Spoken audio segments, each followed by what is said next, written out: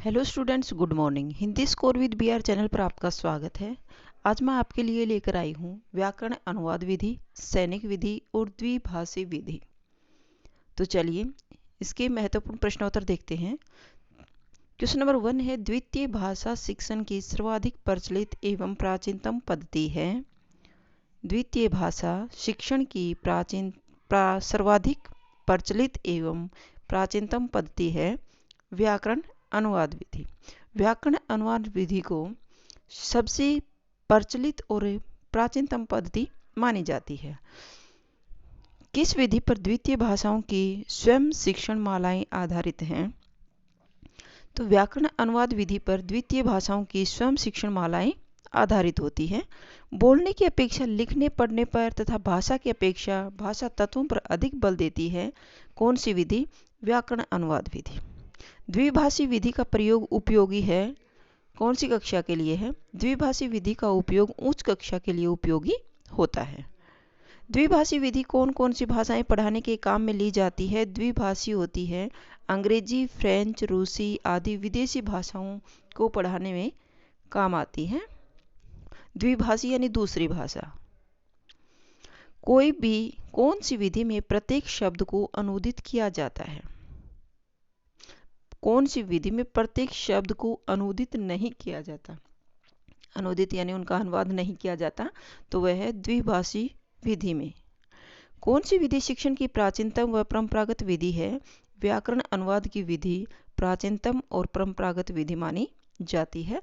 व्याकरण अनुवाद विधि को सर्वप्रथम किसने और कौन सी भाषा में अपनाया गया था?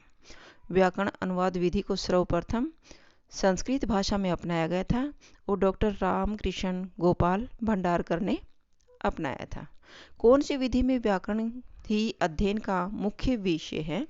तो व्याकरण अनुवाद विधि में व्याकरण ही अध्ययन विषय है। सिर्फ व्याकरण का अध्ययन करवाया जाता है। संज्ञा, सर्वनाम, क्रिया, कारक, विशेषण आदि का ज्ञान कौन सी विधि में दिया जाता है? संज्ञा, सर्वनाम, क्रिया, कारक, विशेषण आदि का ज्ञान व्याकरण अनुवाद विधि में किया जाता है। व्याकरण अनुवाद विधि का दूसरा क्या नाम है? दूसरा नाम है भंडारकर विधि। क्यों? क्योंकि रामकृष्ण गोपाल प्रसाद भंडारकर ने ही इसका प्रारंभ में इसको लेकर के आए थे। कौन सी भाषा में? संस्कृत भाषा में। इसलिए इसको व्याकरण अनुवाद विधि को दूसरे नाम भंडारकर विधि के नाम से भी जाना जाता है। कौन सी विधि पर पाश्चात्य शिक्षा पद्धति का प्रभाव दिखाई देता है? व्याकरण अनुवाद विधि पर पाश्चात्य शिक्षा का पद्धति का प्रभाव दिखाई देता है। ये व्याकरण में थोड़ी सी मिस्टेक हो गई है। इस विधि का सबसे बड़ा गुण कौन सा है? इसमें संस्कृत से अंग्रेजी और अंग्रेजी से संस्कृत में अनुवाद किया जाता है। इस विधि का सबसे बड़ा गुण कौन सा है? इसमें संस्कृत से अंग्रेजी और अंग्रेजी से संस्कृत में अनुवाद किया जाता है। व्याकरण अनुवाद विधि में किस बात पर बल दिया जाता है? व्याकरण अनुवाद विधि में कंठस्थ के अपेक्षा बोध शक्ति को जागृत करने पर और अभ्यास पर बल दिया जाता है। यानी उस पर रट्टाफिकेशन नहीं होता, उसको समझा जाता है। कौन सी विधि में छात्रों को शुद्ध भाषा का प्रयोग करना सिखाता है? व्याकरण अनुवाद विधि छात्रों को शुद्ध भाषा का प्रयोग करना सिखाता है। व्याकरण ज्ञान की आवश्यकता होती है। व्याकरण ज्ञान की आवश्यकता भाषा के शुद्ध रूप का ज्ञान कराने के लिए व्याकरण की आवश्यकता होती है। द्विभाषी पद्धति क्या है? द्विभाषी पद्धति है अन्य भाषा की पद्धति द्विभाषी पद्धति कहलाती है। किस विधि में भाषा संघटना पर बल दिया जाता है? सैनिक विधि में भाषा संघटना पर बल दिया जाता है।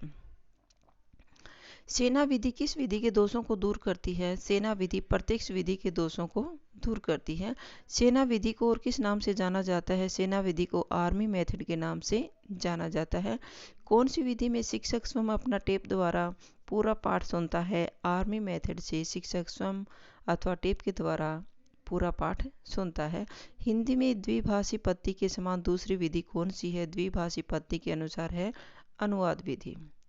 और द्विभाषी भाषा संसर्ग विधि, आगमन निगमन विधि और समवाय विधि कौन सी विधि के अंतर्गत आती है? व्याकरण शिक्षण विधि के अंतर्गत आती है। तो ये आपका इसमें छोटा सा चैप्टर था, क्वेश्चन थे इसके। अगर आपको मेरी वीडियो अच्छी लगती है तो प्लीज़ लाइक कीजिए, शेयर कीजिए और सब्सक्राइब करना न भूलें। फिर मिलते हैं नेक्स्ट वीडियो में। Bye bye.